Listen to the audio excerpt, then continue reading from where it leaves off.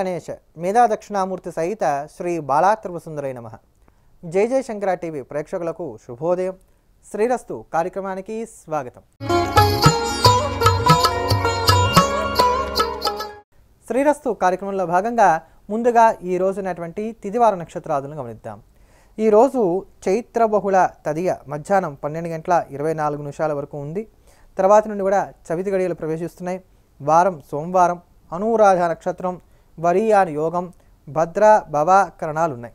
ఇటువంటి తిది వార నక్షత్ర సంయోగం కలిగినటువంటి నేటి రోజున కేశఖండనకు, అక్షరాభ్యాసానికి, ఉపనయనానికి, గృహారంభాదులకు, ఉద్యోగ ప్రయత్నాలకు, ఆరోగ్య సూత్రాలకు శ్రీకారం చుట్టడానికి, దాన ధర్మాది సత్క్రియలకు కాలం అనుకూలంగా ఉన్నది అని చెప్పుకోవాలి.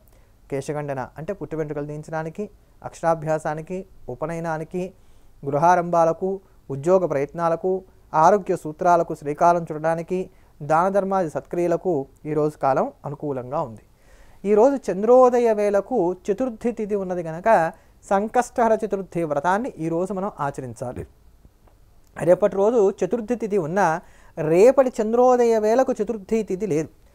ఈ సంకష్టహర చతుర్థి వ్రతాన్ని ఆచరించేటప్పుడు చంద్రుడు ఉదయించే సమయానికి ఏ రోజున చతుర్థి ఉందో దాన్నే గ్రహించాలి తప్ప సూర్యోదయానికి ఉండేటువంటి చతుర్థితో దీనికి నిమిత్తం ఉండదు.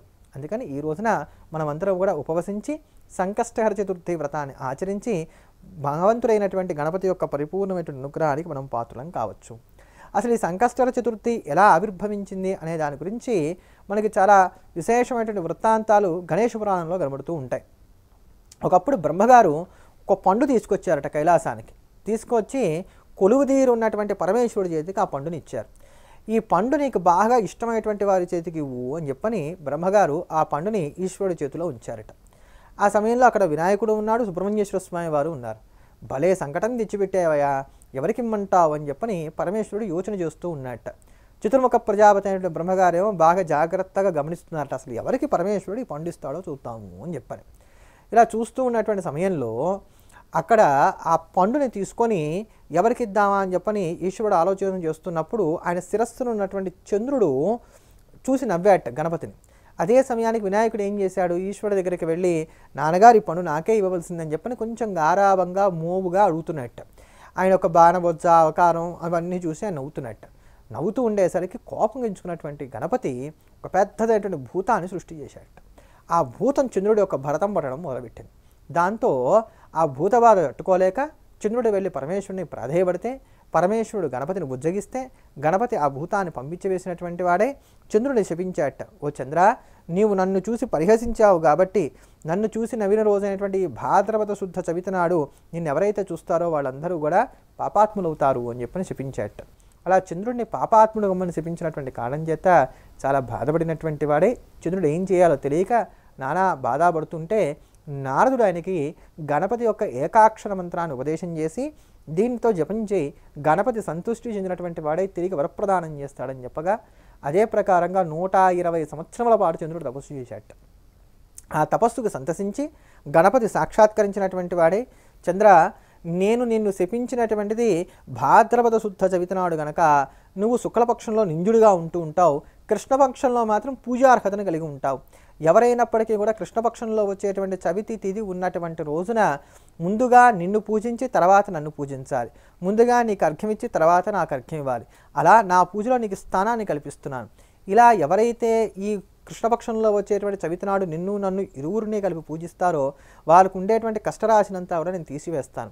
ఆ కారణం చేత ఆ రోజు ఉండేటువంటి తిథి సంకష్టహర చతుర్థి అనేటువంటి పేరుతోటి పిలువబడుతుంది అని చెప్పని వరప్రదానం చేసి అందరితో ఆగక ఈ రోజు నుంచి నువ్వు నా శిరస్సును కొలువై ఉండు అని చెప్పని ఆ చంద్రకళను తీసుకొని తన శిరస్సును పెట్టుకున్నట్టు.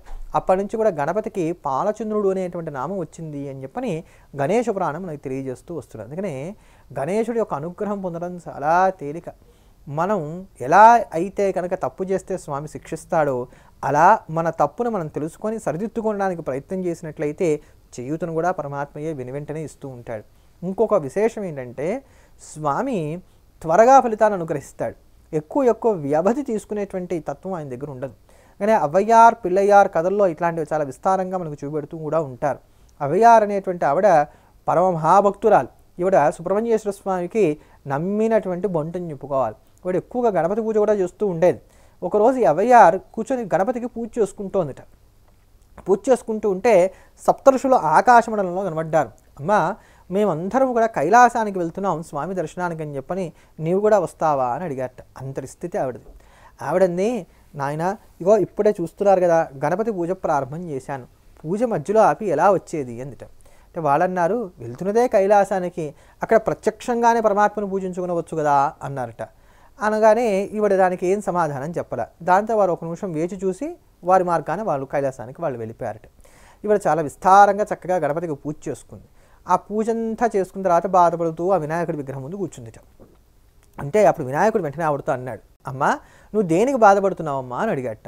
స్వామి నన్ను ఏం చెప్పమంటావు, ఈ పాటికి సప్తర్షుల కైలాసానికి కూడా వెళ్ళుంటారు, నేను వాళ్ళతో పాటు వెళ్ళుంటే నేను కూడా కైలాసంలో పరమేశ్వరుని చూసి ఉండేదాన్ని కదా, అయ్యో ఎంత తప్పు చేశాను అని చెప్పని ఇప్పుడు బాధపడుతున్నా అనందిట అవ్వయ్యారు. హోస్ అంతే కదా, ఇప్పుడే వెళ్దు కానీ కైలాసానికి, సప్తర్షుల కన్నా ముందుగానే వెళ్దు కానీ అని చెప్పని తొండంతో అవ్వయ్యారిని పట్టుకొని అమాంతం ఆ తొండాన్ని బాగా సాగదీసి పైకెత్తి కైలాసంలో చర్య మీద నిలబెట్టాట అవ్వయ్యారిని. ఆ కైలాస శిఖర చర్య మీద నిలబడినటువంటి అవ్వయ్యారు ఒక్కమారుగా ఆశ్చర్యపోయిందిట. ఎక్కడా ప్రయాణం లేదు, బడిక లేదు, ఏమీ లేదు. గణపతి యొక్క అనుగ్రహ ప్రసాద విశేషం తాను కైలాసంలో నిలబడింది. చక్కగా వెళ్ళింది. జగన్మాతాపితులైనటువంటి పార్వతీ పరమేశ్వరుడు యొక్క పాదార విందములకు సాష్టాంగ నమస్కారం చేసింది, పుష్పాంజలి అర్పించింది, దోషులొక్కి నమస్కారం చేసి ప్రక్కగా నిలబడిందిట. అప్పటికొచ్చారు సప్తర్షులు. వాళ్ళు ఆశ్చర్యపోయారట. ఇదేమిటమ్మా, నువ్వు ఇందాక గణపతి పూజ చేసుకుంటున్నావు కదా, కైలాసానికి అప్పుడే రాన్నావు కదా, పూజ ముగియాలన్నావు కదా, అంటే మాకు తర్వాత ఎప్పుడో కదా నువ్వు బయలుదేరి ఉండాల్సింది, మరి ఇలా ఎలా వచ్చావు మాకన్నా ముందు అని అడిగారట. అప్పుడు ఆవిడ జరిగిన విషయం అంతా చెప్పగా ఆ పక్కనే స్వామి సన్నిధిలో కూర్చొని, ఈశ్వరుడు యొక్క సన్నిధిలో కూర్చొని నవ్వుమోముతో ఉన్నటువంటి గణపతి వంక చూసి వాళ్ళు కూడా ఆశ్చర్యపోయి గణపతి ప్రభావానికి నమస్కారం చేశారట విఘ్నేశ్వరుడికి. అందుకని గణపతిని ఆశ్రయించినట్లయితే అనాయాసంగా పనులన్నీ కూడా నెరవేరుతాయి అని చెప్పాను. ఈ రహస్యం తెలిసినటువంటి వాళ్ళు కనుకనే పరమేశ్వరుడైనా, పార్వతీ అమ్మవారైనా, సుబ్రహ్మణ్యేశ్వరుడైనా అందరూ కూడా తమకు ఎప్పుడు కష్టం కలిగినా గణపతిని ఆశ్రయించి తమకున్న కష్టాలు పోగొట్టుకున్నారని చెప్పని గణేష పురాణం మనకి తెలియజేస్తూ వస్తున్నటువంటి అంశం.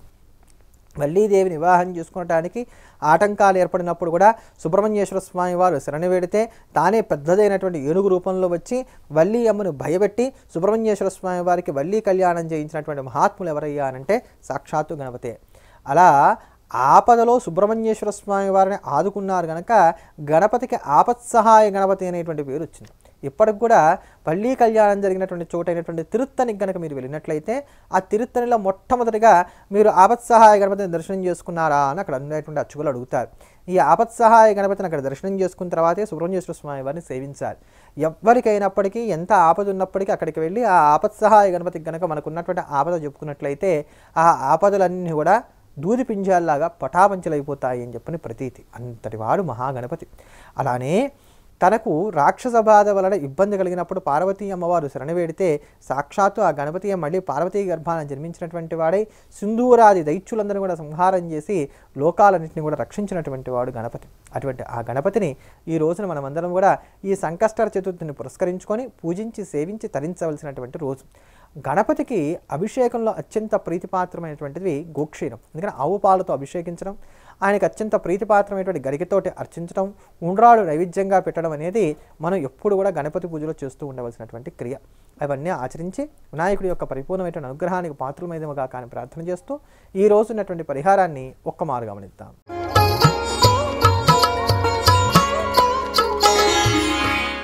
మన నిత్య దైనందిన జీవితంలో మనం ఎదుర్కొనేటువంటి ఇబ్బందుల నుంచి బయటపడడానికి గాను తేలిగ్గా ఉపకరించేటువంటి పరిహారాల గురించి మనం ప్రతిరోజు తెలుసుకుంటున్నాం కదా. ఆ క్రమంలో ఈ రోజున ఒక విశేషమైన తేలికపాటి పరిహారాన్ని గురించి తెలుసుకుందాం. ఈ పరిహారం ఎవరికి పనికి వస్తుంది? తలనొప్పితో బాధపడేటువంటి వారికి. అయితే ఆ తలనొప్పి కూడా ఎలా, ఒకే వైపు తలనొప్పి వస్తుంది, అది కూడా బాగా భయంకరంగా భరింపరానంతగా వస్తుంది తలనొప్పి అనుకుంటున్నప్పుడు పాటించుకోవడానికి తేలిగ్గా ఉపకరించేటువంటి పరిహారం. ఏ కొద్దిపాటి అవకాశం ఉన్నా ఇది చాలా చక్కని రిలీఫ్ ఇస్తుందని చెప్పుకోవచ్చు. అయితే ఈ పరిహారం పాటించేటప్పుడు నమ్మకం ఉండాలి, నమ్మకంతో చేయాలి. ఎందుకంటే ఇది వింటే చాలా హాస్యాస్పదంగా ఉంటుంది. ఫస్ట్ ఇది వినగానే ఎవరికైనా నవ్వే వస్తుంది, ఇలా కూడా అవుతుందా, మరీ ఫూల్ని చేయడం కాకపోతే అన్నట్టుగా ఉంటుంది, కానీ కొంత మేలు చేస్తుంది. అందుకని ఈ మాట చెప్పి తర్వాత పరిహారాన్ని చెప్పేటువంటి ప్రయత్నం చేస్తున్నాను. మీకు ఎప్పుడైతే ఈ పార్శ్వపు నొప్పి వస్తుందో ఆ పార్శ్వపు నొప్పి ఉన్నటువంటి సమయంలో 4 రోడ్ల కూడల్లోకి వెళ్ళండి.